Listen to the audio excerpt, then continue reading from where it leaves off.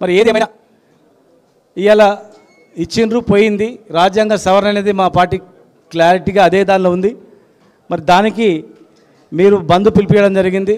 మా అధ్యక్షుడిని కార్యనిర్వాహక అధ్యక్షుడిని కలవడానికి రావడం జరిగింది. మీకు స్వాగతం. కాకపోతే 42% ఇచ్చేంత వరకు ఈ పోరాటం అనేది కొనసాగాల. ఎవరు వెనకకు పోయినా, ఎవరు మళ్ళీ ఏదైనా ప్రభుత్వం చెప్పి ఏదో మాయమాటలు చెప్పినా ఇందులో ఉన్న వాళ్ళం ఎవరం కూడా కంఠంలో ప్రాణం ఉన్నంత వరకు ఈ సమాజానికి అన్యాయం చేయకుండా ఈ సమాజాన్ని కాపాడడానికి 42% రిజర్వేషన్ ఇచ్చేంత వరకు కూడా ఖచ్చితంగా కూడా అన్ని జెండాలు పక్కకు పెట్టి ఇవాళ మీరందరూ కొట్లాడుతూ ఉన్నారు. మేము కూడా మీతో పాటు గ్యారెంటీగా మా పార్టీ కూడా చెప్పడం జరిగింది. కనుక 42% రిజర్వేషన్ చట్టబద్ధత వచ్చేంత వరకు ఆ ఎజెండా మీదనే కొనసాగాలి. ఎవరు మళ్ళీ వాళ్ళు 24% ఇస్తాం, బీఫామ్లు ఇస్తాం అని చెప్పి ఏ మభ్య పెట్టినా ఎవరు అయినా ఫస్ట్ వాళ్ళని భూస్థాపితం చేయాలి. కాళోజీ సిద్ధాంతం, ఈ ప్రాంతం వాడు అన్యాయం చేస్తే ఈ ప్రాంతం వాడిని ఇక్కడనే పొందబెట్టాలి, ఈ ప్రాంతేతరుడు అన్యాయం చేస్తే పొరిమిన దాకా తన్నాలి, ఎలగొట్టాలి. ఎట్లయితేన్నామో ఈ ఉద్యమంలో కూడా ఎవరు కూడా వెనుకడికి వేసినా ఎట్టి పరిస్థితుల్లో క్షమించొద్దు. మీరందరూ కూడా చిన్నప్పటి నుంచే ఈ ఉద్యమాలు చేసి ఎంతోమందిని తయారు చేసినటువంటి చరిత్ర మీ అందరు మీకు ఉంది.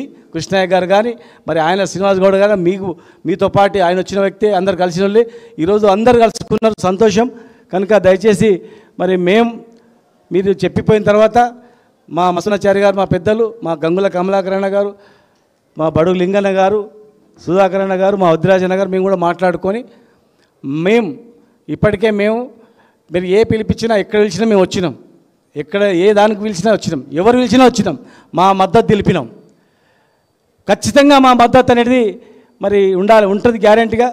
మీరు కూడా ఏకతాటిపై ఉండాలి. ఇక్కడ ఒక అడుగు ఎన్కేషన్ ఇస్తారు మీరు అందరు కలిసిన దానిలో. ఉద్యమం సక్సెస్ అవుతుందో అలా చూడాలి. ఇగోలన్నీ పక్కకు పెట్టేసి అవన్నీ మనమందరం కూడా పేద ప్రజల గురించి దృష్టిలో పెట్టుకొని, అనగారిన వర్గాలపైన దృష్టి పెట్టుకొని, అణచివేత పైన దృష్టి పెట్టుకొని ఈ సమాజాన్ని కాపాడాల్సింది మనమే. ఖచ్చితంగా కలిసి వచ్చేవాళ్ళు ఎవరైనా సరే, ఓసీ అయినా ఇంకెవరైనా మనకు మద్దతు ఇచ్చే వాళ్ళను కలుపుకొని ఈ ఉద్యమాన్ని తెలంగాణ ఉద్యమ తరహా తీసుకుపోవాలని, తెలంగాణ వచ్చినట్లు వచ్చి ఎనిగిపోతే ఎట్లయితే ఉద్యమం వచ్చిందో 9th డిసెంబర్ ప్రకటన తర్వాత ఎట్లయితే మళ్ళీ మన అందరం ఏకమైనామో ఈ 9th జియో ఇచ్చిన తర్వాత వెనుకకు పోయినందుకు కూడా అందరం ఐక్యం కావడానికి చిత్తశుద్ధితో ఆత్మసాక్షిగా పుట్టిన తల్లిదండ్రుల సాక్షిగా ప్రమాణం చేసుకొని అందరు కూడా కదం తొక్కాలని చెప్పని మా మద్దతు ఖచ్చితంగా ఉంటుందని చెప్పని మీ అందరు కూడా తెలియజేస్తూ మరి ఇప్పుడు 2 నిమిషాలే మాట్లాడండి దయచేసి. ఎందుకంటే కేటీఆర్ గారు వచ్చేస్తారు.